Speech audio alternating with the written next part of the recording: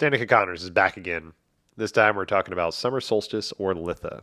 If you've been following along for this series or if you're just joining in, Danica has been gracious enough to grace us with her presence and to share her knowledge about the 8 Sabbats and the pagan practices of the wheel. So we started with Samhain back in episode 73. We've gone through Yule, Imbolc, Spring Equinox, and Beltane. And now we are at Summer Solstice. So we'll be continuing on from here. But today's episode, we're going to dive into Summer Solstice, who it's representing, how to represent it, what we can do for ourselves, what we can do for others, and some of the rituals to practice. I love Danica's exuberant knowledge base and the way that she can make this sometimes esoteric information very approachable and very palatable. We talk a bit about, obviously, summer solstice, but some of the tangents that go on between Danica and myself, especially in this episode, are very, very beautiful and they're very meaningful to me. So really hope that, this sits with you and you can find some ways to help this either give you some rituals to work with or help to expand on the rituals you already have. So I hope you get something out of this show. We'll see you on the other side. But first, a message from our sponsor. Summer is a beautiful time of the year for outdoor events in the Northwest. And for the second year in a row, Camo Lionheart and Kyla Geese of Sacred Dwelling are joining together to bring you an outdoor event. This year, this event's called Mandala, tending to our inner life cycles. It's going to be on July 8th from 9:30 to 6:30 at Sacred Dwelling over in Monroe. It's a day-long immersive community experience for personal growth, inner healing, connection through participation, ceremonial co-creation. We have 5 high-caliber facilitators bringing tools and techniques to support you, ranging from yoga, breathwork, sound healing, grief composting, ecstatic dance, voice activation, somatic experiential learning, playful self-expression, and conscious dining.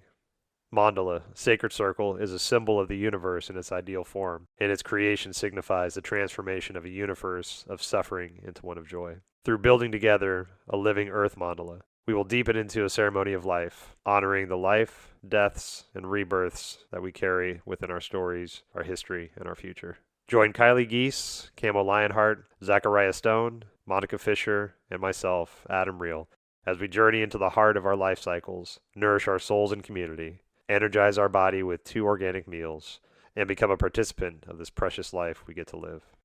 You can get a discounted ticket for Mandala when you purchase it with another person.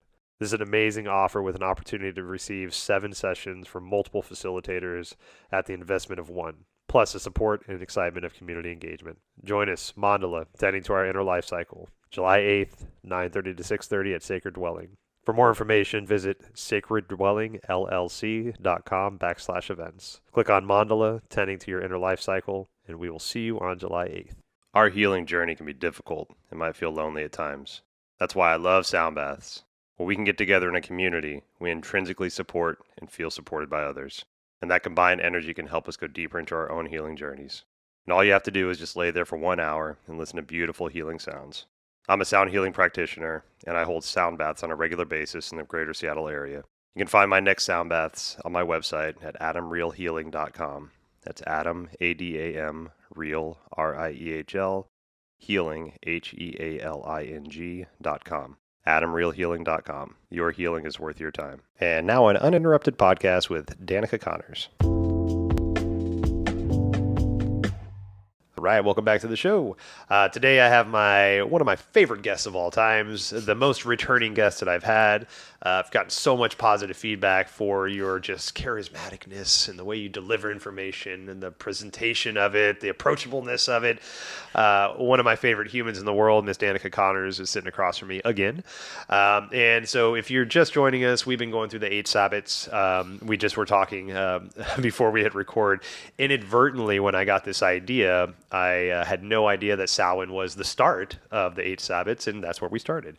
So if you want to catch up on where we've got so far, episode 73, we did Samhain, 79, we did Yule, 85, Imbolc, 90, Spring Equinox, 95, Beltane, and now this episode, which will probably be 102 or 103, Summer Solstice, or Litha. Litha? Mm-hmm. Hey, all right.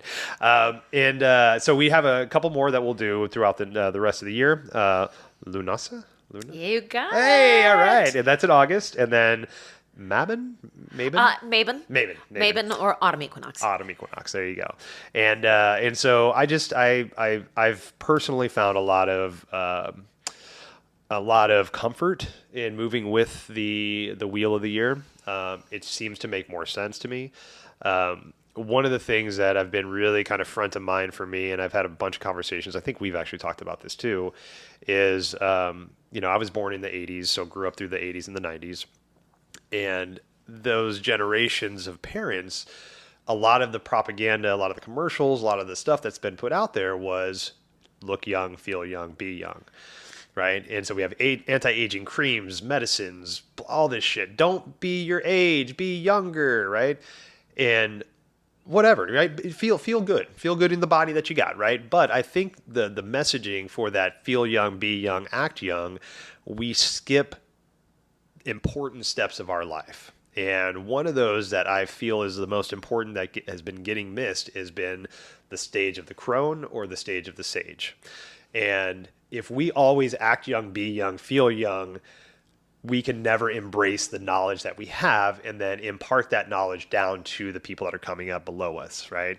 And so when we can follow these wheels of life, we see the importance of being calm, being slow in the wintertime, being active, starting that fire in the springtime, having the ritual mating dances of Beltane, right? All this beauty, but we follow the progression of life and we don't skip steps. And we realize how important every step is. And so first off, thank you for being here and always sharing your knowledge, but thanks for helping me find this path, because it's by no means am I practicing it the way that I feel I will in maybe 10 years, but it's giving me a good start to understand why this is appealing to me and why this feels right. And so Danica Connors, folks. Oh, thank you, Adam. The flexibility, what I love within paganism is the flexibility of how you do want to connect to the seasons. Right. And it doesn't have to be specific ways unless you feel drawn to that, but there are basics that allow you to connect in any way that feels great. So you feel like you're a part of something bigger. That's huge. And one of the things you were talking about as far as, understanding cronehood, and especially in physicality, right. When Gerald Gardner was the gentleman who basically, that we call the father of Wicca. Okay. He was responsible starting it in England, bringing it to this, training the people who actually brought it to America. But one of the things that he was into, which, anybody who creates any of this always has lovely mystery and screwed up at the same time. Right. There's no way you're getting around that. You're not, right? One of the things that he was into was nudity. He was a big part of nudist colonies, okay. Right? And in Gardnerianism, nudity was a part of it. When he started this version of it. And there are many theories around what that meant. But one is it levels the playing field. It doesn't matter whether you're rich or not. The human body is the human body. So status is gone. Wow. When nudity is present in that type of work. There's also this theory, which I really don't necessarily agree with, but the concept that energetic-wise, clothing gets in the way of the free transfer of energy, which I get to a certain extent, except your clothing is energy as well. Yeah.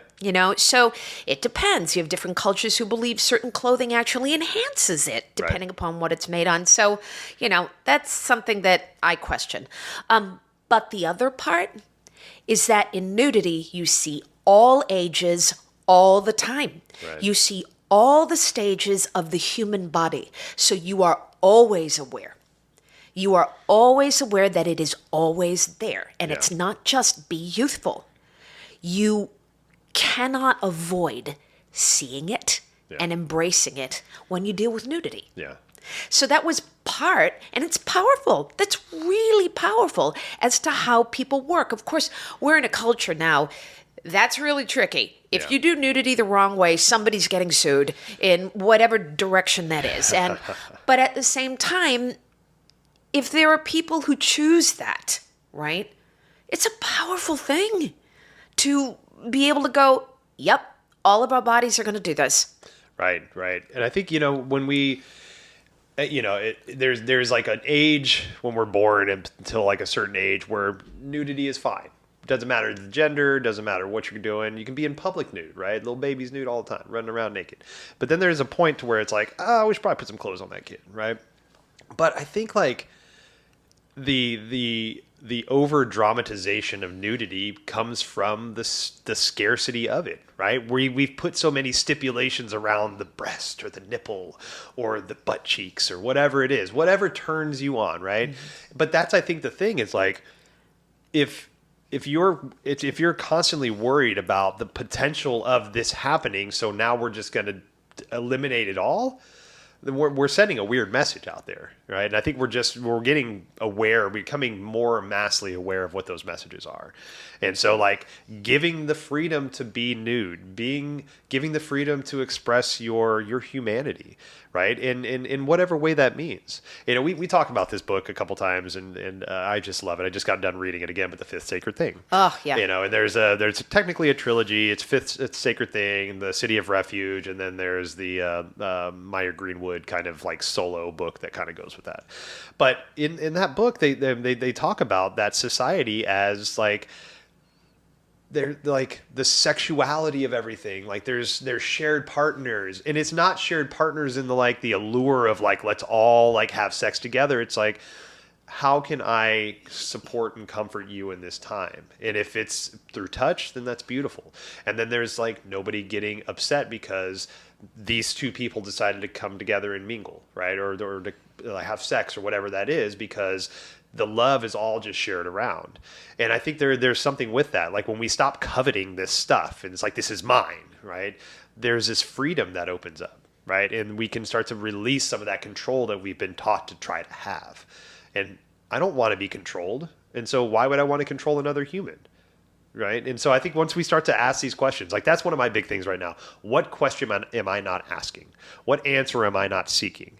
Because I'm not the smartest human in the world by far. By far. I'm probably one of the dumber humans in this world. Oh, gosh. But through that idiocy that we have, we become curious, right? And if we're curious with our idiocies, then we can create wisdom through that. Because wisdom, the wise, needs to understand how dumb they are to be wise, right? So true wisdom comes from ignorance and the admission of ignorance.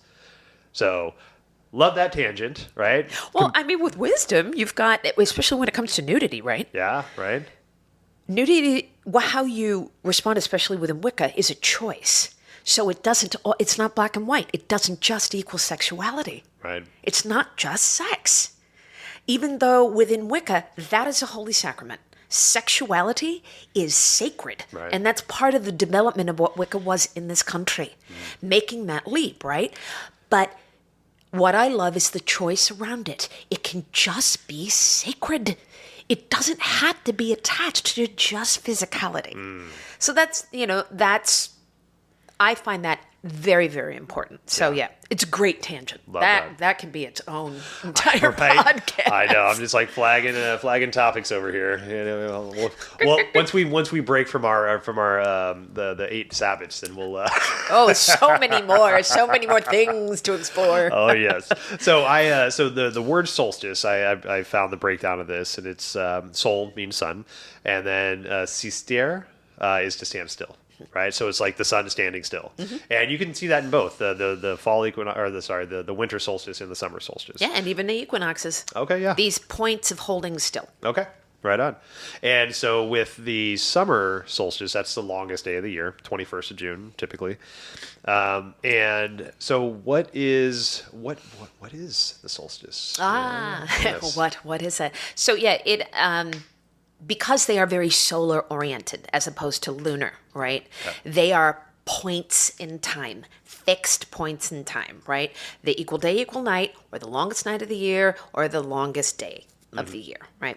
So summer solstice is about the longest day of the year, that pause point where we celebrate the sun, where we celebrate the level of energy, joy, creativity, abundance that is present at this time. The peak of all things, the pregnancy of all things, right? Yeah. We're seeing everything bloom.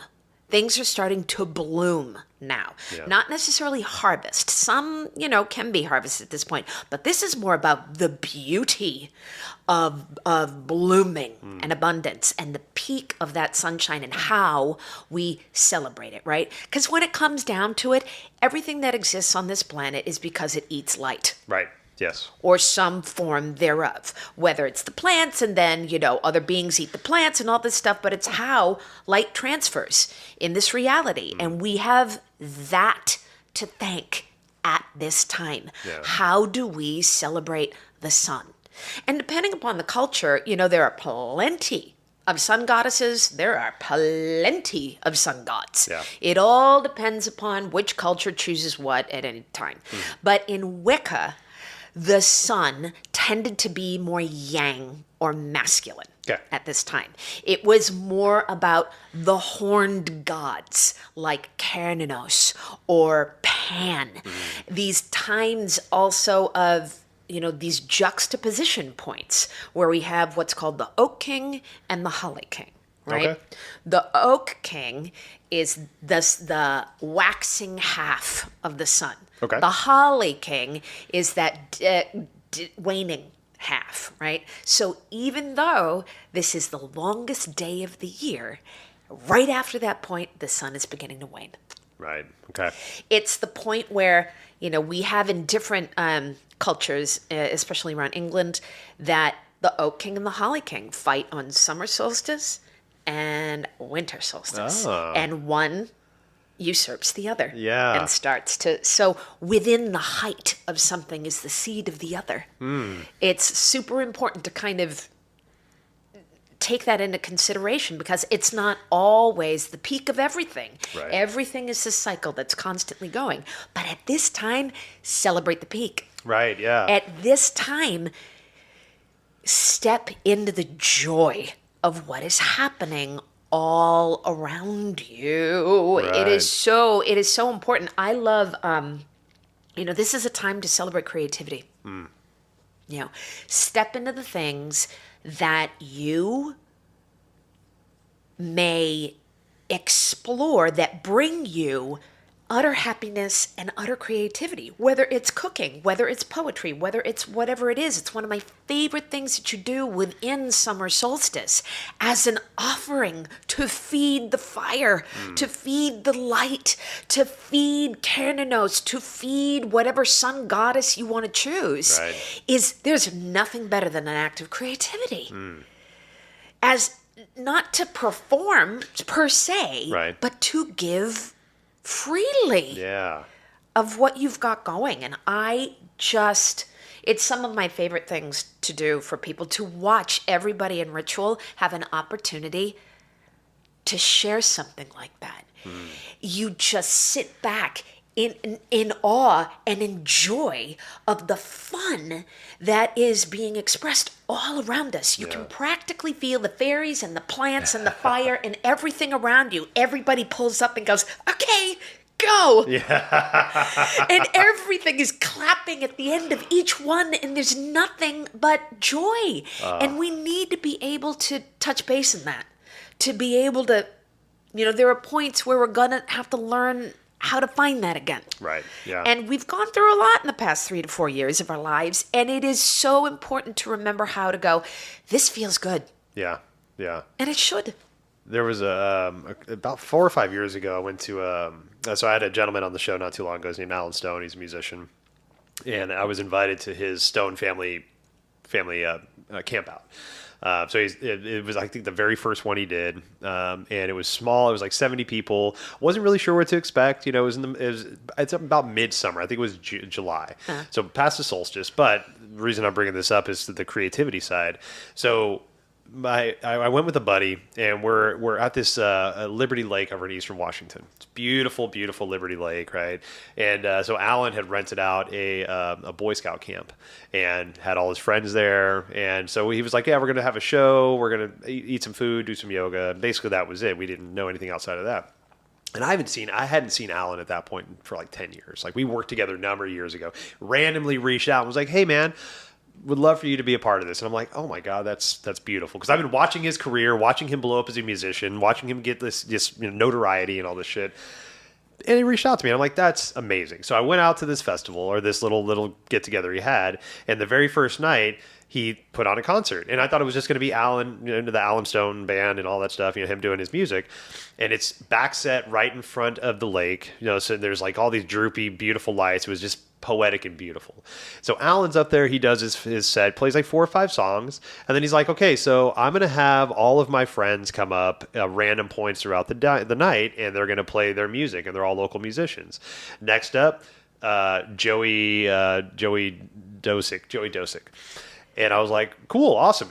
The guy next to me that had been sitting there for the past hour pops up and was like, cool, all right. And he just jumps up on stage. And I'm like, what the fuck? And then so he's from Portland. He's a musician. He plays like 3 or 4 songs. And he's like, okay, cool. Now I'm going to have this other guy pop up. And then the guy like two people in front of me jumps up and goes up there. And I'm like, this is just like it's a melting pot of creativity. All of his friends, all of his musician friends from all over the States had shown up to this thing and were just taking turns going up there and playing their music, presenting their creativity. And it was such a beautiful, awe-striking moment. And I can't say that I liked all the musicians, but I liked and I loved and I appreciated the moment, their contribution to the creativity that they had. And that freedom to just be like, hey, this is me. This is what I'm creating. Here it is, and just from that sheer fact was like, yes, please give me more. Please, please, please give me more of that creativity. Unabashed, no, like embarrassment about it. It's just like, hey, this is my song. This is my music. This is me dancing. Here we go. Love that, right? And I think that inspired me, who have had stage fright for many years, to get out there and to like, make some music, right? Do something different. Make this podcast, right? Do something creative on a regular basis. And I think we're inspired by that, and we need to have that. People think creativity is only associated with artists, and that is not true. Not at all. It is not true, but everybody in the back of their heads thinks that. Yeah. I'm like, no. It actually means anything that brings you joy, stepping out of your box and creating something. Right. That's creativity. And we can apply it in every single thing that we do. I remember way back when the book, The Artist's Way by Julia Cameron. Yeah. And that, I suggest everybody should do that at least once every 5 years in their life. Because originally she started as, she thought this was for somebody who has writer's block. That's what it was created for. And then quickly she figured out that had to do with everybody and how to free that and open that and actually realize that that's a birthright. Oh, I love that. And so this, to me, the sacred act of giving back. This is not about an ego moment. This is not about people clapping for you. This is about being grateful that we can be the hollow bone and give to the gods. I love that. There was an interview I listened to with Jack White, White Stripes lead singer, and now does his own stuff. And he was talking about his songwriting process. And he was saying, he said, any creator, if you think that what you're creating is you creating it, you're doing it wrong, right? The creator is the person that has their antenna up and is tuned into a place that any information that comes across that antenna that feels like it can be pushed through the vessel that you are and be, have your constitution be able to explain this or draw it or write it or whatever it is. That's the creativity, right? It's not you, it's your antenna catching the information and then it divinely coming through you. And, and some people can be triggered by that, be like, no, I fucking wrote that song or I made that picture. To me, that's a breath of fresh air because it takes the pressure off of me, of me being how am I going to get this point across? How am I going to write this stanza so that it rhymes with the next one? No. I sit down, I quiet my mind, and whatever comes through me is what's supposed to come through. There's a beautiful, relaxation in that with me, because it takes me away from being the creator. I'm not the creator. Yeah. I'm the conduit. Yeah. There's a big difference with that. Yeah, and that is, I agree with you, there's so much pressure Yeah. Because that means it has to be something that other people approve of. And then you're missing the entire point of creativity. Right. Right. I remember for all the years that I was in musical theater, when I loved it the most was when I didn't have to make it a living, where it didn't have to earn me money. Right. When it was just creativity for creativity's sake. And that is when you step out of the way. You look through history, and these people who we term some of the greatest artists of all time, they stepped out of the way. Right. And that during ritual, when you do that, pressure's gone. Yeah. And all it is a gift of giving. Yeah. That's it. With no other preconceived notion, without any real ulterior motive of any kind, but to go, thank you, we're a vessel. Right. Right. That's been helpful for me with dancing also, because I've gone on record many a time on this show saying I'm not a fan of dancing for me personally. It makes me feel awkward, uncomfortable, makes me realize I don't know what I'm doing, and that's just humanistic shit I got to get past, right? But I understand that. But when I can get out of my own head and allow the music, the beats, the whatever it is to flow through me, instead of me being like, oh, I should move with the beat. Why didn't I just push my heel down on the one? And now I'm dancing like Elaine from Seinfeld, and I feel like a fucking idiot, Yeah. Which, fucking Elaine dancing from Seinfeld, if you haven't seen it, it's fucking hilarious. And Julia Louis-Dreyfus, big shout out. Not that she listened to the show. But it's that stuff where it's like, get out of your own way. Understand that not everybody's watching you, and if people are watching you, it might just be because they don't know what they're doing, and that's something I learned in yoga. Yoga was one of those things where I'm like, I don't want to go, I don't know the lingo, I don't know what they're saying, I don't know the postures, everybody's going to be looking at me, I'm going to look like an idiot. Dude, nobody's looking at you in yoga unless they are so lost that they don't know what they're doing, so they're trying to get some kind of a semblance of what's going on. Get out of your own fucking head. Not the world isn't looking at you. And that's not saying that like you're not important, but that's saying don't let that stifle your creativity. Get out there, do something fun, create something, do something weird, right? Do something you might not ever do again, but fucking do it, Yeah, I think the ego is a big part of what stands in the way of creativity. Agreed. Yeah. So stepping out is hard. Yeah. I've found it, the more I trained as a singer, dancer, actress, the harder it was to be creative.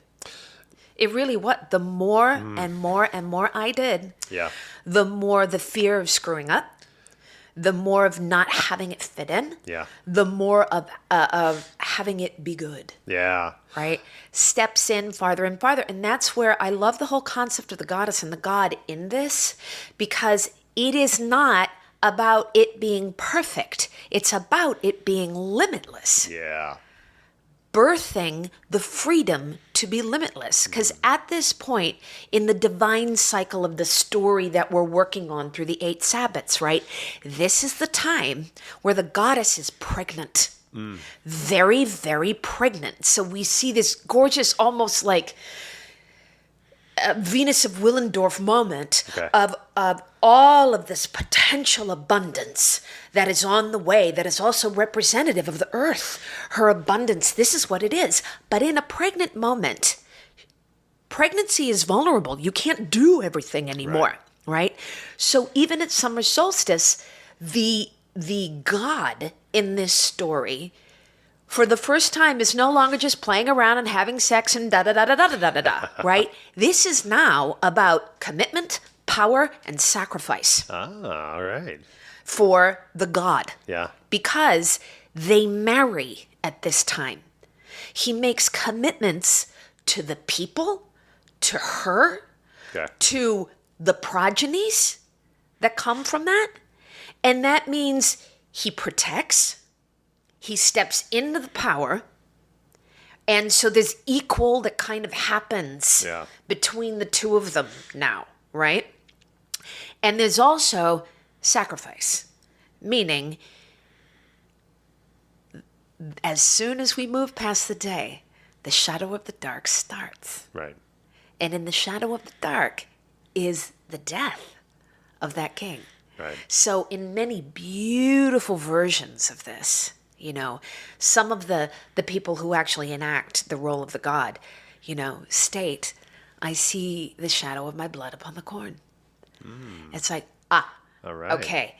So it is about when we are in our full power, the responsibilities of that and what we do with that are huge. So it's kind of like at that point in time, you finally realize the gravity of what you've been stepping into, right? There's been fun, flagrants, we're like going off in Beltane, having sex in the wood, multiple partner, whatever it is, blah, blah, blah. But now, now there's commitment because there's now a seed planted within this being that I've got to make sure that I show up, so I'm there for that. So the shenanigans kind of go to the wayside, and we're focused now on the birthing, right? The pregnancy, like you were saying, the commitment that we have. And it's when we think of way back when in royalty, kings and queens had responsibility to the people, or they should have. They should have, yeah. Let's just go there, shall we? Or they should have. But that's the same type of thing that we're looking at, right? Yeah. How the idea of healthy power and that dynamic, how it's shared between the yin and the yang, the active and the receptive within yourself. Yeah. At all times, right? There are certain things that are building, but there are certain things that you have to protect and step in and understand what your responsibilities are as things grow. Right. Right? It's not just, woohoo, look at how badass I am. Right? Uh-huh. It's, along with all that comes something else. Right. And I think, that kind of goes back to my statement of when we started off about, stepping into each phase of your life, right? If you don't accept the responsibility of the pregnancy that's in front of you and you just continue to live that Beltane type life, or you're just flagrantly having sex or whatever, you're just appeasing your own personal desires, there's almost an ignorance, right? There's a stifling of growth that happens there because you don't realize how important it is, like the crone phase, like how important it is for, we'll take crone, right? So a woman to reach the point of post-menstruation so that you take the idea of my energy goes to my family, my bloodline, because you're past that now. That family is now raising their own family. They're on their own. They're doing their thing. So now you can take that mentality of a motherhood and stretch it to the entire village, right? But if you don't have that wherewithal to step back and realize that now this energy that I have isn't just focused on my bloodline, now it's focused on the community. That community is dying because of that, right? It's losing a lot of that information. It's losing a lot of that support that it needs because the crone is over there, fucking skinny dipping with the 20-year-olds, like having Beltane sex, right? It's like, where does that knowledge come in so that you can impart that and to show like, hey, have Beltane sex. It's fun, right? But understand we got to move past that too, right? Yeah. There's another phase after that. Yeah, we'll get back to Beltane, right? Yeah. Every year it comes back. Yeah, right? and there's responsibility because of that. And, Yep. it was interesting. I just had this conversation which blew my mind yesterday, actually. I had, in a group that I'm involved in, a younger woman than me, out of nowhere, asked like a bunch of us sitting around the table, who was in their 50s, and she asked, what advice do you have for those of us in our 40s? Awesome. And I thought to myself, no one has ever in my life consciously asked that.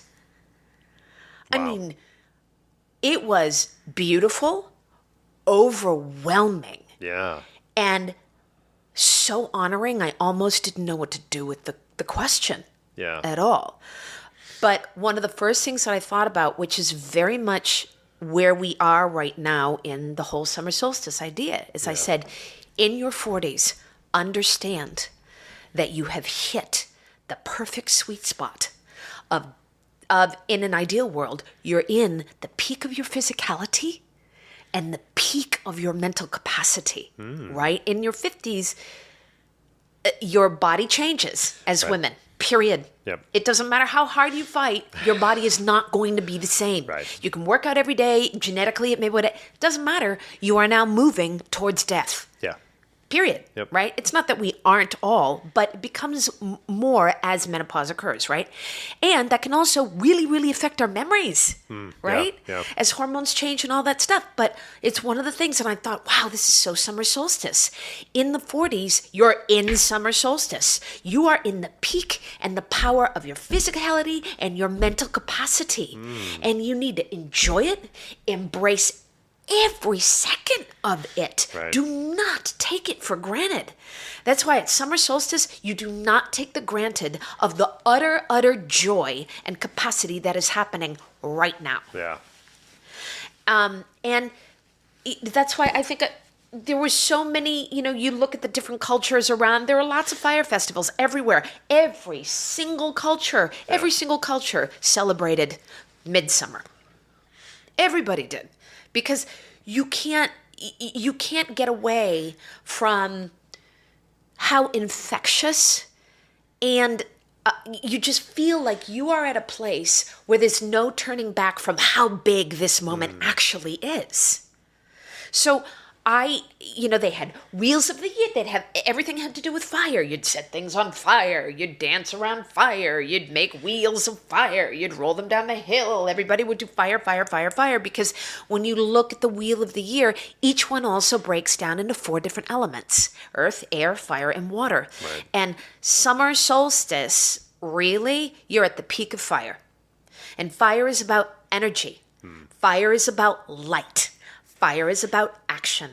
Fire is about passion, and it's also about transformation. In order for energy to happen, something has to be consumed. Right. In order for it to occur, right? So we have to know what we're consuming in order to bring things out into the world in fire. So, this beautiful, when you do fire magic on solstice, whee!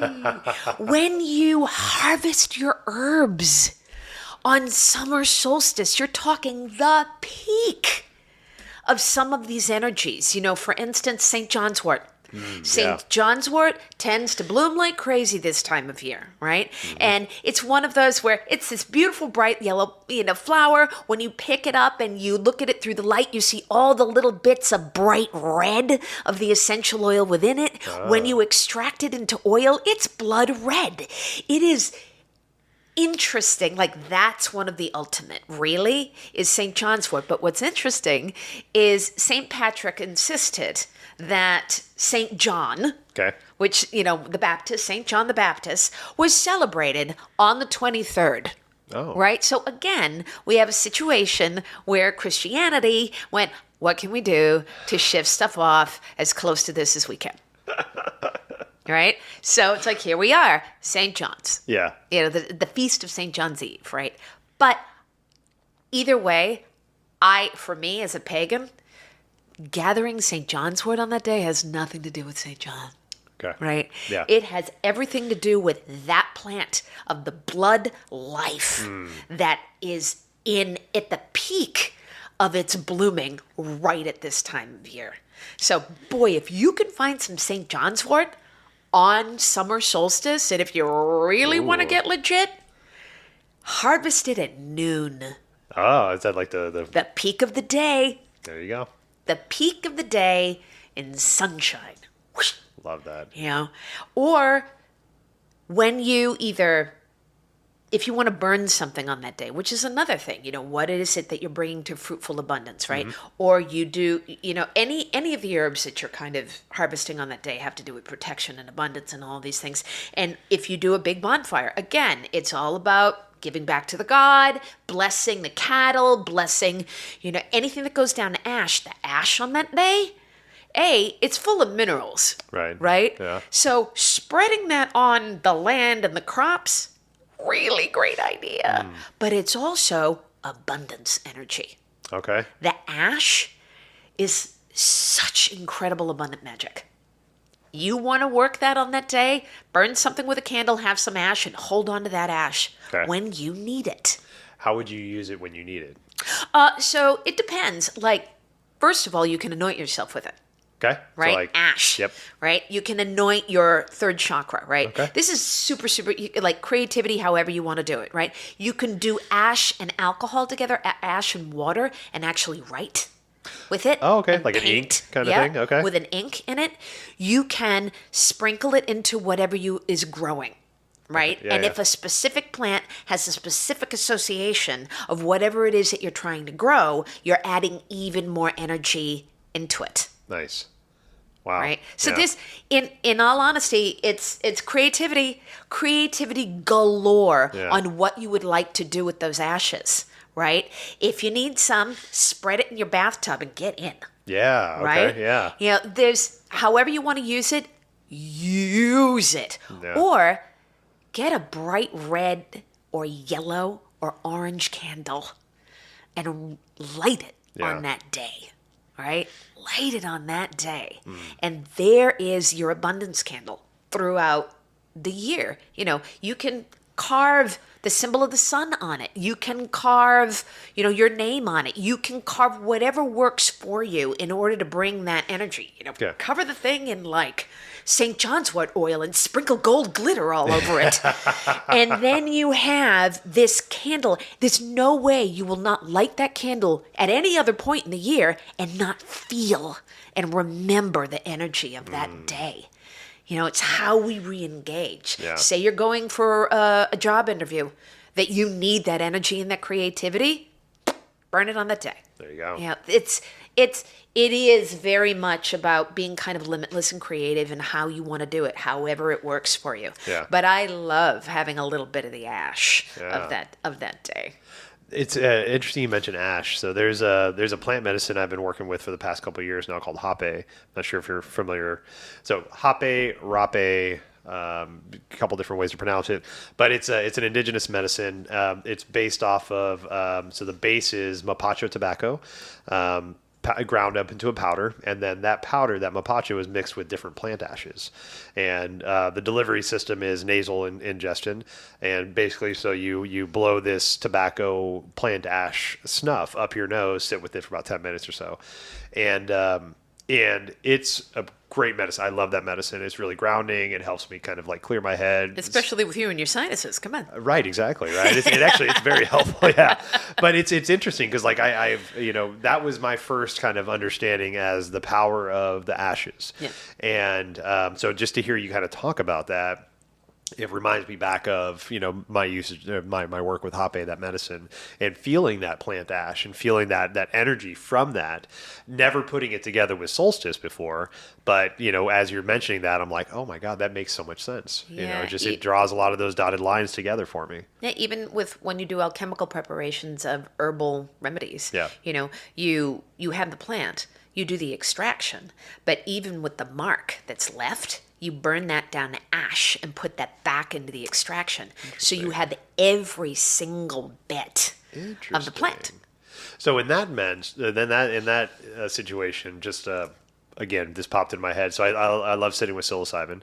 The amount that I sit with is hard to just eat, right? It causes nausea and all that shit. So I make teas. But when I make the tea, there's the extract of the rest of the organic matter that's left. So, and I usually just like kind of mush it out, get the juices out, set it off to the side, and then just discard it in some kind of way. So I guess my question would be, would it be, not should I, but would it be something that I could experiment with to maybe dry the expunged organic material, burn that down, add that back into my tea? Oh, you're shaking you're nodding your head vigorously. Yes, I love this. Okay. I'm going to try that because I actually have a journey coming up that I need to take. I'd say need, but I've been called to take. And that would be interesting. Okay, cool. Oh, yeah. I'm going to try that. You can even just slow dry it in an oven. Yeah. Until it gets nice and crispy, buzz it down to a powder, add it back in. Cool. All right. Challenge accepted. Oh, I love it. Challenge accepted. Done. Now, you mentioned something kind of nonchalantly, fire magic. And I'm like, flag that. Let's bracket that because I want to know about fire magic because I love magic and I love fire. So let's talk about fire magic. So what is some of the fire magic that kind of associates with solstice? So, scrying. What is that? You look into a fire and meditate with your eyes open and look at the messages that come in the fire, how they shape themselves. I didn't know there was a name to that. Oh, scrying. I love that. That's one of my favorite things. Stare into a candle. Scrying. Yeah. Cool. So you can scry with water, you can scry with fire. Okay. And you just either meditatively, for some people, they do altered states with plants, or they do a shamanic journey, or Okay. however it goes, and you just open your eyes and watch. Because in Wicca, there are different energetic beings associated with each element. Okay. Right? So gnomes are earth, sylphs are air, undines are water, and salamanders are fire. And fire, when it moves, looks like little reptiles Yeah. as it kind of snakes around Cool. and all of those things. So it is about taking the time and just watching and looking. And believe me, it's not for, yes, for some people it's like, damn, that was an image. I saw something, right? But for others, it's about you start hearing or you just get information. It just comes in, you Yeah. know. I also like, I personally like sitting with fire on a regular basis. Okay. And I will, once your relationship, just hanging out with fire and those spirits. Okay. And the more you create a relationship, it's interesting. Like you can ask, can you shrink? And you watch it shrink down. Would you grow for me? And you watch it grow up. Yeah. And there's no wind in the room doing that. Right. Right? Or energetically, even with Reiki. I'm not a big fan of trying to, in ceremonial magic, like from Theosophical points and from the Theosophical Society and different ways of looking at certain bits, they were very much about controlling, Okay. right? I'm not a big fan of that. Yeah. I'm a big fan of asking, Okay. Yeah. like really asking, yeah. right? And whether it's Reiki or however to me, it's about energetics. You can send them energy, especially through any of the energetic formats like Reiki, right? And you feed them because out of all of the elements, fire is most associated with energy. You feed them by putting wood on the fire. Right. You feed them by sending them energy. You feed them by blowing, right? By feeding them air in different ways. Right. But you'd be amazed if you sit there and you just put your hand out and send them energy, how that flame reacts to you. Yeah. And you're like, oh, I'm not alone in this. Yeah. I'm not the only... it's amazing with this work how often you get smacked in the face with, I'm not the only conscious thing on this planet. You know, it's so, I love what you said that, but it's so funny because, like, I can't tell you how many times, like, just having you just said that statement, how many times I've been lost in a fire, not on any plant medicines, and just seen things, heard things, witnessed things, and then rationalize them. Oh, there must have been a breeze. Oh, there must have been something that popped inside. Oh, this happened. Oh, this happened, right? Humanistic shit, right? I'm so fucking sick of humanizing all the magic in life. And that's one of my, like, the big passions that I have right now is to stop humanizing, stop rationalizing this life. Let that magic be, right? Let the fact that you just thought of your sister and she called just right when you thought about it, let that feel magical, because it fucking is. There was a thought you put up there, her radar caught it, and it's like, oh, I should fucking call Danica, whatever it is, right? Don't rationalize it. Let that be magical, because I think, there's the idea of the collective belief. We've lost the ability for magic to be real because we've stopped believing in it. If we can find it in our little fucking hearts and our little pea brains to understand that we don't know shit and we can't really understand all that's happening and things are fucking magical, whether you want to think it's done with the wand or done with just the natural beings that we are. Let that be, right? Because the more we believe it, I think the more the opportunity for us to action it is, right? Let's be fucking magical. Let's stop telling these little children that they have imaginary friends and be like, oh, that's fun. No, here's a tablet. Go look at that. Oh, no, you didn't just hear that, little Johnny. You saw this was what it actually was. Now stop playing with your imagination and go over there. No. Hey, guess what? Tell me about your magical friend. Tell me what that magical friend said. We just had 2 little kids stay at our house over the Memorial weekend, 2 and 4.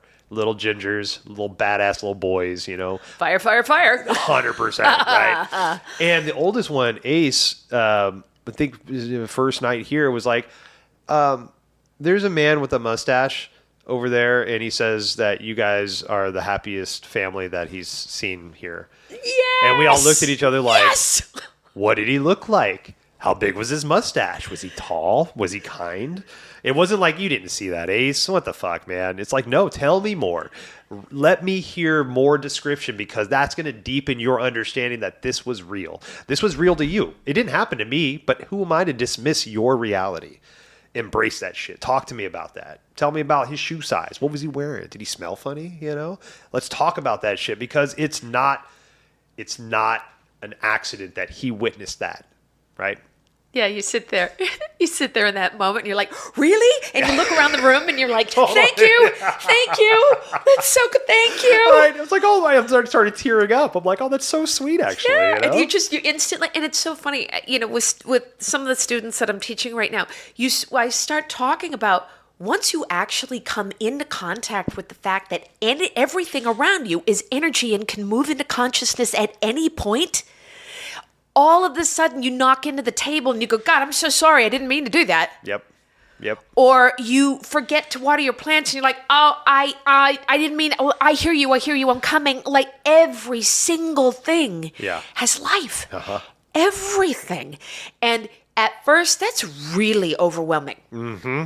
Yeah. It's really overwhelming because all of a sudden, for some reason, humans feel very, which we shouldn't in a certain way, feel very responsible about the whole thing. We start going, crap, how many things have I not been listening to? Yeah. They're everywhere. Oh my God, I'm going to actually have to start having a conversation with the toilet paper before I wipe my ass. What is happening? Like, it gets... Really, you start sitting there with a piece of toilet paper going, oh my God, I have to thank the trees. And so but that's part of the process. It's really important to start realize everything is a part of everything. Right. So I like the overwhelm. And I always, as a teacher at first, I'm like, here it comes. Here it comes. I think my first understanding of that concept was we went to France years and years ago, and that was the first long trip that we've been on. Monica and I had been on in a long time, and it was the first long trip that I'd been on since I started having houseplants. Love my houseplants, talk to them, sing to them, love watering them, all that stuff. But it was the first time I'd been away from the plants and somebody was watching them. And I remember I was sitting meditating in France. Everybody was sleeping. I got up and I was meditating, and that thought came into my head of oh my God, all my plants, they're all alone. And I was just like, okay, what can I do? I've got my friend Colleen that's going to come over and water the plants. I trust her. I made videos on videos. I over prepared. Hey, this one likes this. Look at this. Check the water like that. 20-minute long videos, right? And but I sat there and I visualized all my plants in my meditation, and I sent them love, and I sent them my support, and I sent them the understanding that they're going to be cared for, you're going to be taken care of, I'll be back soon, but you've got good people watching you. And it was this beautiful moment of connection to every plant, and I went through my head every room and said hi to every single plant. And it made such an impact on me of you're always connected, and by that act, you soothed their understanding, because I didn't say bye. I didn't say and tell them I was leaving. I do now, right? I'm like, hey guys, I'll be back in a couple days. Yep. Colleen's going to take care of you. Sarah's going to take care of whatever it is. But that was one of those connections of it doesn't take much. You just need to put your thought towards that thing. And now, when I'm driving down the freeway, I'll see a tree and I'm like, hey, what's up, tree? When's the last time that tree said somebody was like, what's up? And I'm like, I'm going to try to do it to every single tree. Driving down I-90. What's up? What's up? What's up? Hey, tree, I see you. Thanks for the air. Whatever it is. That's where the overwhelm starts. Exactly. That's where it comes in. I'm like, oh my God, I missed that bush. I know. Have you ever, there's a book called The Secret Life of Plants, and they basically hooked up lie detectors to plants. Yes. So yes, I have. That whole thing about if you even think about burning a plant, it goes on that lie detector. Yes. If you think about burning a plant when you're across the country, it goes on the lie detector. Yeah, I guess. So there is an absolute deep connection to all things. Yeah. And it is, remember when I was still living on Nantucket, the artistic director of Theater Workshop left and asked me to take care of the plants. I'm really good with plants. I'm very, very good with plants. And there was this one ficus that no matter what I did, this big, like ficus tree, no matter what I did, started dropping its leaves. Oh, shit. And I'm going, what the hell? What is going on? And I had to start saying to this plant, Daddy's coming back. I actually understand that you're probably wigging out right now. Right. And I'm here and I'm going to do the best I can. Daddy's coming back. I promise. And as soon as he came back, the plant started coming back. I was like, this is how this works. Yeah. This is how this works. This ficus was like, I don't care. Dad's not here, Tantrum. and I'm upset. Yep. This is me putting myself in the corner. Yes, it's exactly. It's like, I don't like you. Leaves dropped. I'm like, oh, honey, I can't. So when Dad leaves, the ficus goes through its emo phase. Apparently, that's exactly It's what gonna happened. listen to My Chemical Romance over here in the corner and drop leaves. So true.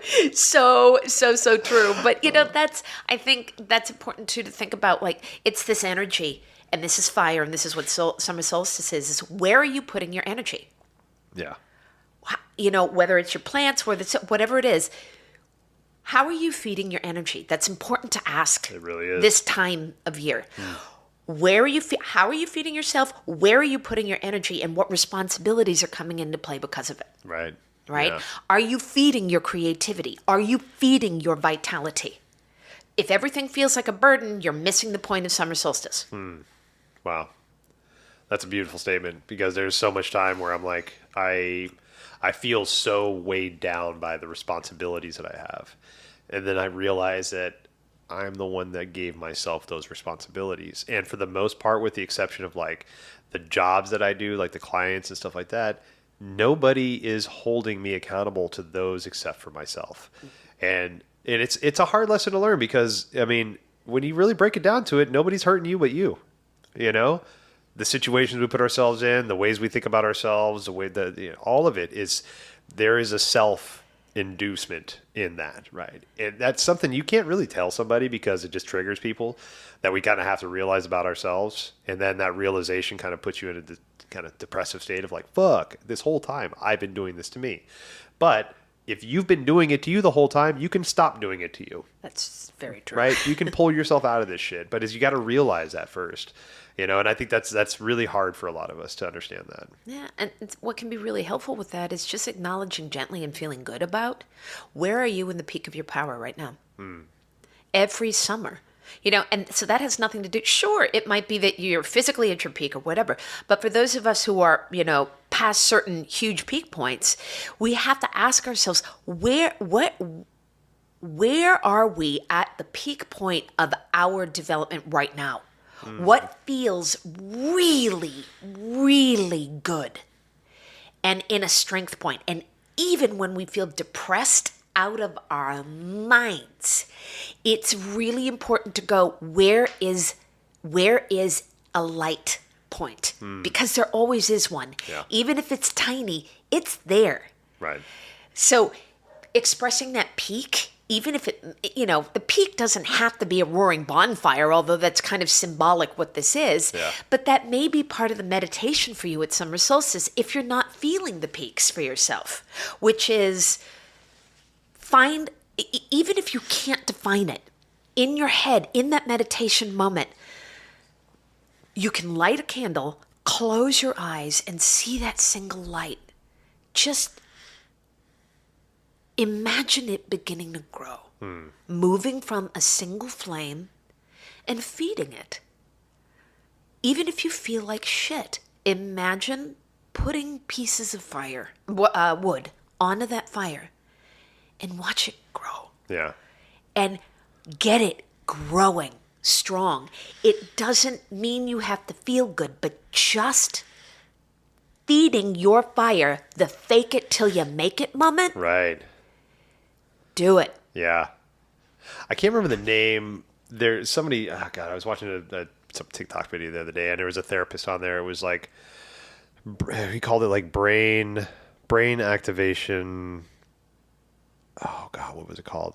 Yeah, I'm spacing on the name, but basically what it was like, this guy was like, okay, I feel depressed. I don't want to do anything, but I'm here on a treadmill.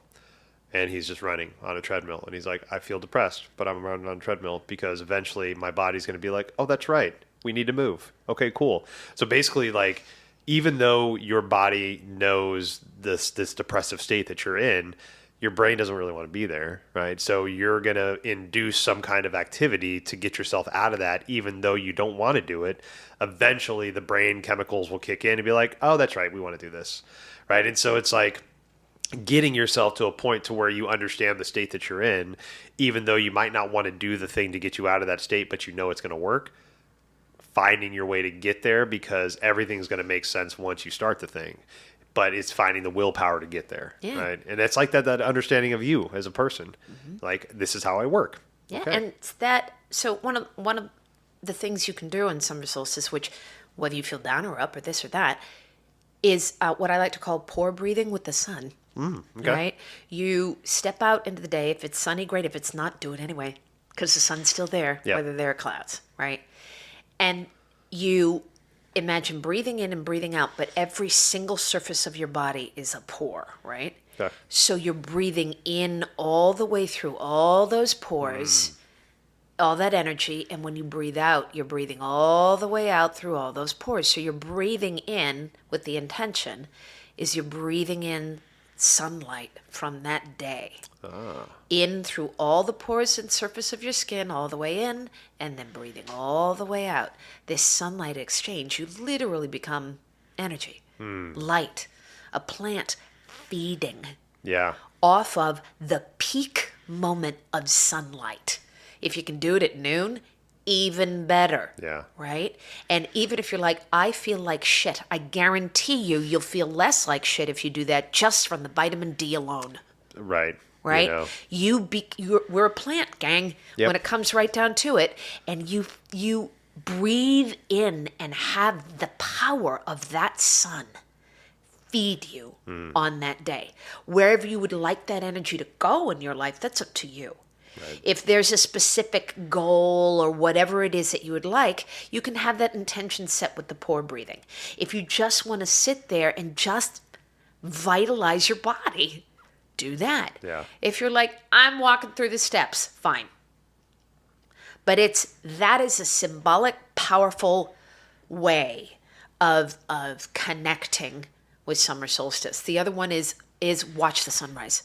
Oh, I love that. You know, that's another, like, summer solstice and winter solstice are great times to do overnight vigils and watch the sunrise. Yeah.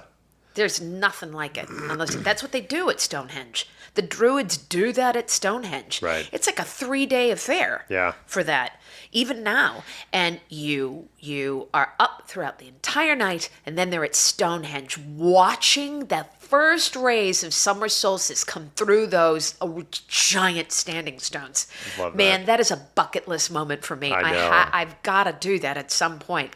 But just talking about it gives me goosebumps at the idea of thinking just how ancient all of this is. Right. Yes. And how long these practices. I mean, you mentioned Stonehenge. There's all these different types of sacred spots around the world where equinoxes or solstices or all these stars align through these like pier holes and like all this stuff that happens, like Stonehenge. There's also a place in New Mexico called the Chaco Canyon that has a place where when the sun rises on solstice, it shines in this specific spot that was made by indigenous, and then it kind of like spreads out into the rays. Right? There's so much beauty in that. But I want to just go back real quick to what you said about following the steps, and even if because there's so much of this stuff, like it can be overwhelming, right? And where I'll liken this to my story, my personal story, is with meditation.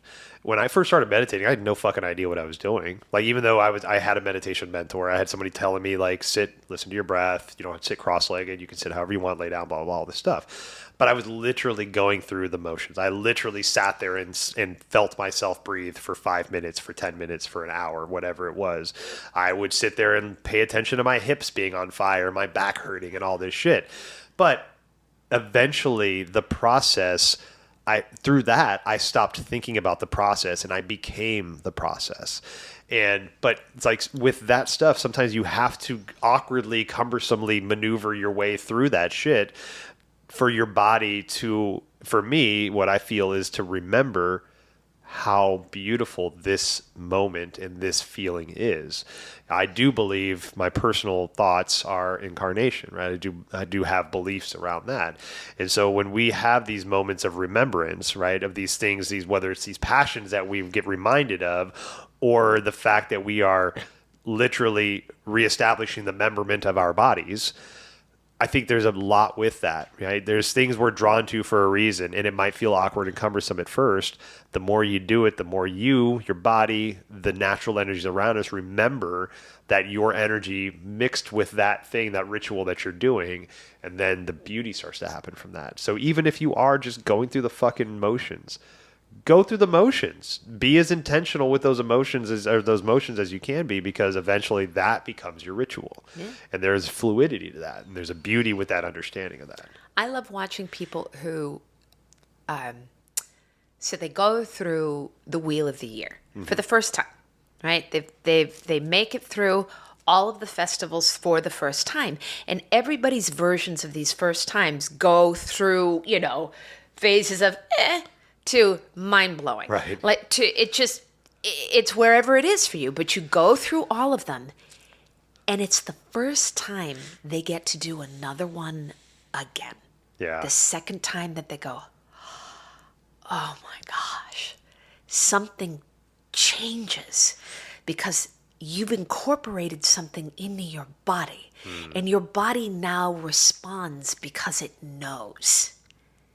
And there's a whole nother layer of, you go, I've been through the spiral, and now it's applying itself in different ways, yet I feel like a part of this never-ending cycle that goes and goes and goes, and every time you do it, the strength of that connection just expands in ways where you go, people have been doing this since the dawn of time. Not necessarily Wicca or Gardnerianism, but celebrating the cycles of nature. And it hits you. The magic hits you. That's why, Wiccans on the whole tend to use the concept of a year and a day. Okay. That comes from the Wicca tradition. Well, yes. Okay.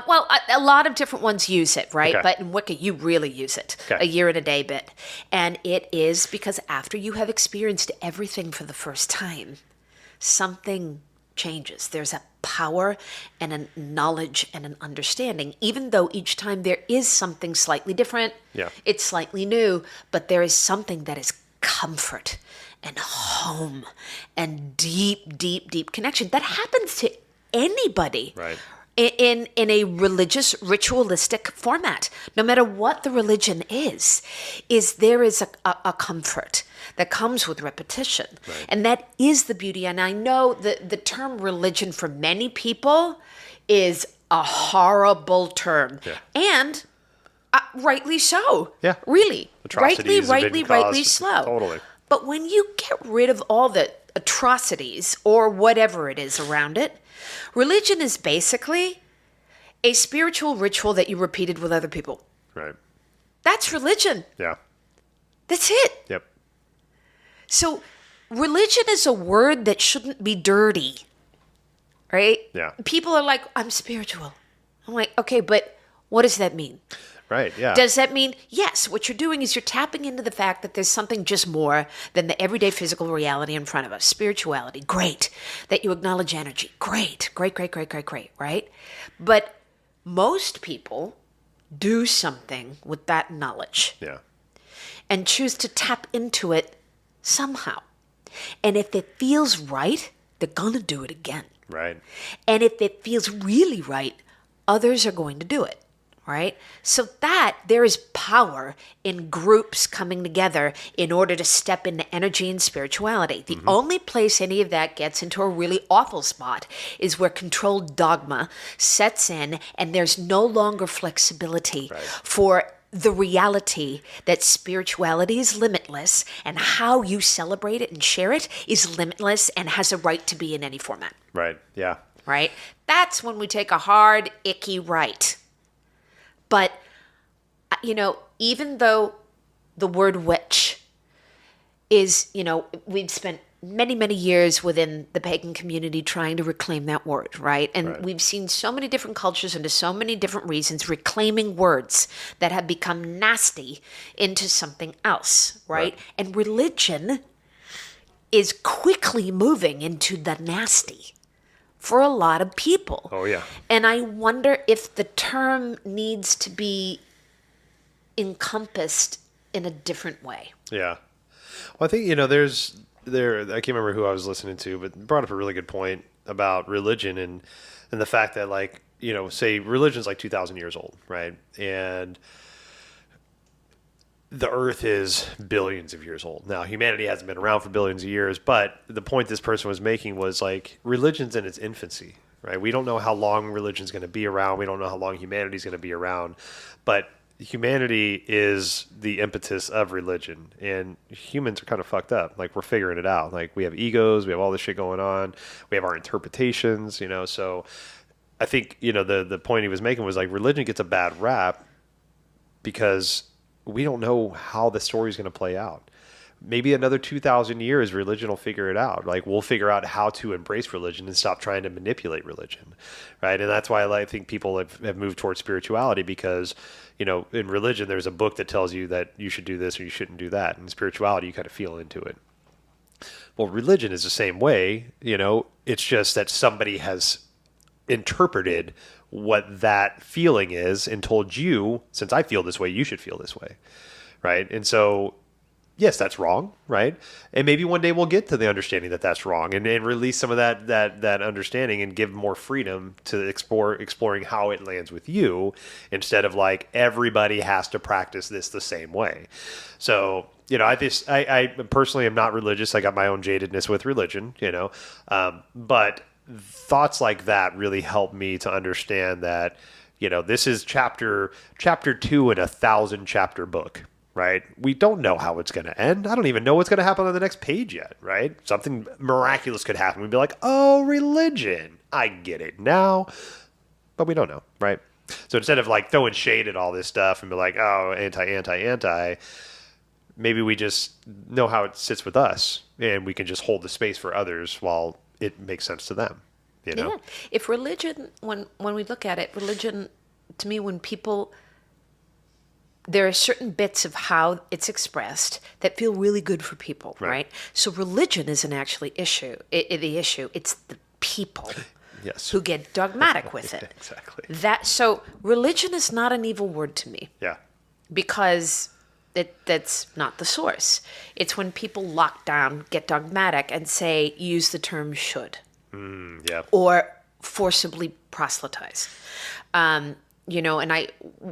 What is, at least for me, really wonderful about paganism, right? And I've had people go, oh, it's a part of a cult, or this, and I'm like, you realize paganism is the least dogmatic anything in existence.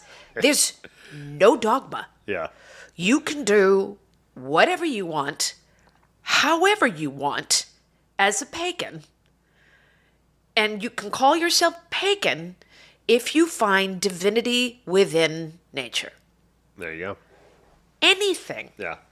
In that. And that's the cult. I'm like, how is that a cult? This fear that I always feel like it's, they're projecting. Because yes, we have seen weird ass cults. Oh, yeah. Right? Weird ass cults. And anybody in any religion can spin something in order to control the crap out of it, right? But one of the things in Wicca is, and it harm none, do what you will. That's one of our tenets, right? It's our basic thing, right? And yeah, there's no way that you can get through life without hurting something, Right. right? Yep. That's it. But, and even to the best of your ability, as conscious as you physically can possibly get, you are going to hurt people. Right. Or things, or any, not even things, what am I saying? Any sentient anything, any energetic anything, because some people think death is hurting something. Right. Right? So in order for us to eat, we're causing harm. Right, exactly. Right? Doesn't matter what you're vegan, vegetarian, doesn't matter what. We can't get around any of that. Yep. Right? But to at least have a bit that says, as long as you are not, to the best of your ability, controlling, harming, pushing, proselytizing, then have at it.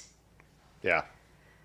Have at it in whatever way you want to connect. So that's why also with Summer Solstice, it's limitless expression of creativity. Yeah. Limitless. Have at it. Get out there, make me proud. Yep. Make me proud, kids. Lean in and be joyous. It's funny you mentioned the, we could be harming people without realizing or intentional or whatever it is. That, there's a thought that I have a guest coming on in the future to talk about this, but it's the idea that, the Joseph Campbell's hero's journey, right? So we all have a hero's journey that we're all part of, right? We're a part of our own hero's journey. Like I am the Frodo in my hero's journey, right? I am the Harry Potter in my hero's journey. But you also remember, like, there's almost 8 other billion people around here living their own hero's journey. What part are you playing? Are you the Gollum in somebody's hero's journey? Are you the Sauron? Are you Gandalf, right? Are you Samwise, right? How are you supporting what that journey is? Because inadvertently, you might be somebody's Sauron. You might be somebody's like worst fucking enemy and not intending to. But I think that's the beauty in life, is that without even your intention, you could be that person in that person's journey. And so I think when we can understand that, even with the best of intentions that we have, that sometimes we're going to fuck some shit up, we're going to hurt somebody, we're going to wrong somebody. Everybody loves a comeback story, right? So once you realize that that's the thing that you've done or you've been a part of, is there something you can do, retribution? Is there something you can do, penance, whatever it is? Or does that just bring more awareness for you to hopefully light-footedly maybe continue to move through life, but also no matter what you do, something's going to get stepped on, something's going to get eaten, something's going to get drank. All of those things are alive, right? We didn't mean to. I don't mean to kill grass when I walk outside and water the flowers, but one's going to get pushed down while I am helping another one grow. I don't mean any malice by it, but it's just the way life is sometimes. Yeah, and there's the circle. It's a never-ending circle, and that's what we're seeing. Life feeds life. Yeah. Life, death, life, death, life, death, life, death. You can't get around that. But when we do hit the points of life, lean in. Yes, fucking lean in. Man. So anything else on our summer solstice journey? So things that you can do for yourself that you might want to celebrate on that day, right? We've gone through some of them. Watch the sunrise. Whoosh, get out, do some pour breathing in the middle of the sun. Gather your herbs. Whatever herbs you want to do, great. Yeah. Fire scrying of any kind, great.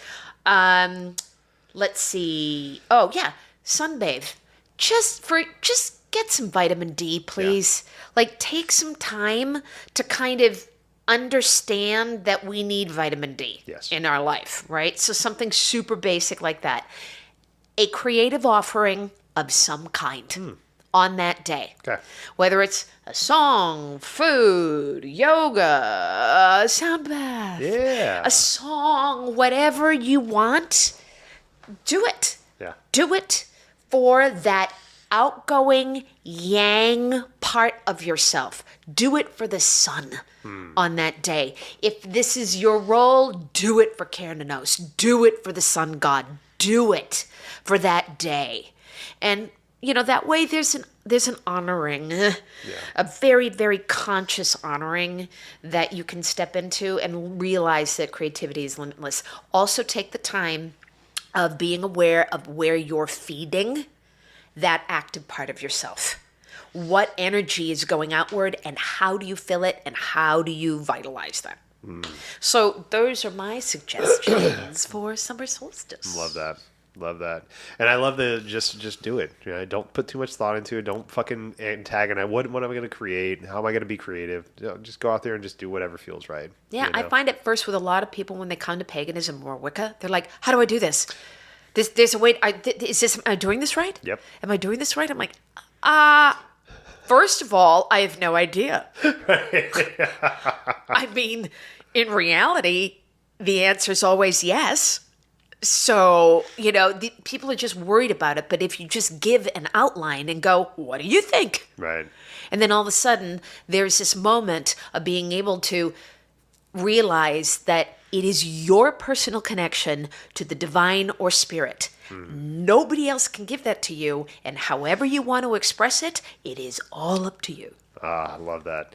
And it takes it away from that mediary. Like, I don't have to have a priest. I don't have to have somebody else tell me, like, I'm doing it wrong. I'm not talking to God right. Talk to me and I'll talk to God for you. No, I'm going to awkwardly, cumbersomely move my way through this practice and through that. God's going to be like, dude, look at that guy down there. Good job, Adam. Hey, you did the best you could.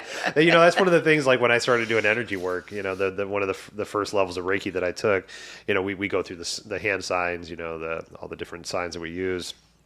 And my Reiki master, I was like just agonizing, like, I'm going to do this wrong. I don't know what I'm doing. I'm just like pantomiming over here. And my Reiki master, Hannah, told me, she's like, all you need is to have the intention of doing good. Get it as close as you can. And the spirits are going to be like, good job, Adam. Good fucking job. We got you. Choku Ray, we got that. Choku Ray, I love it. We understood that. Choku Ray. Yeah. And I think that's it. Have your intention. Do the best you can. Do the best you fucking can, right? Because there's nobody judging you. But like, God's not up there and being like, put that air sign in the wrong fucking place. Now you're going to be smited. Smite that man. Smite him. Smite him. Smite that man. On that day, on summer solstice, as you are dressed in all of your, this is me very theatrical, in all your golds and your oranges and your reds and whatever it is that you do to be creatively joyous on that day, no matter what, you get a gold medal. There you go. No matter what. It's like everybody wins. Yeah. And the more you feed that energy, the more it spreads all over this planet. And we need more of that. Yes, we do. I remember growing up in the 80s and 90s, we always had to fight for our awards. And then all the parents got pissed off because everybody got participation awards in the 2000s. Like, nobody's trying anymore, blah, blah, blah. Participating is all we need to fucking do. Just fucking show up, do your best. It doesn't matter first place, last place. I tripped right before the finish line, fell on my face. I got last. It was in front. Who cares? You showed up. You participated. Yeah. Good for fucking you. Yes. Yes. So participate. Get out there. Participate in all these beautiful celebrations. Solstice is the next one right on the bank, and then we have Lunasa. Yes. Hey. Yes. So, but the eight Sabbats are out there. Explore. Listen to these podcasts. Explore on your own. There's tons of information out there. But participate. Be a part of it. You're the best. Thank you, Danica. Thank you, Adam. We'll see y'all in a few months. Alrighty. Bye. Thank you so much for spending this time with Danica and I. Please check out the show notes for a way to get in touch with Danica to learn more about any of the 8 Sabbats or to reference any of the past episodes that we've done. Also, ways to support the show. Obeisance and love. We'll see y'all next time.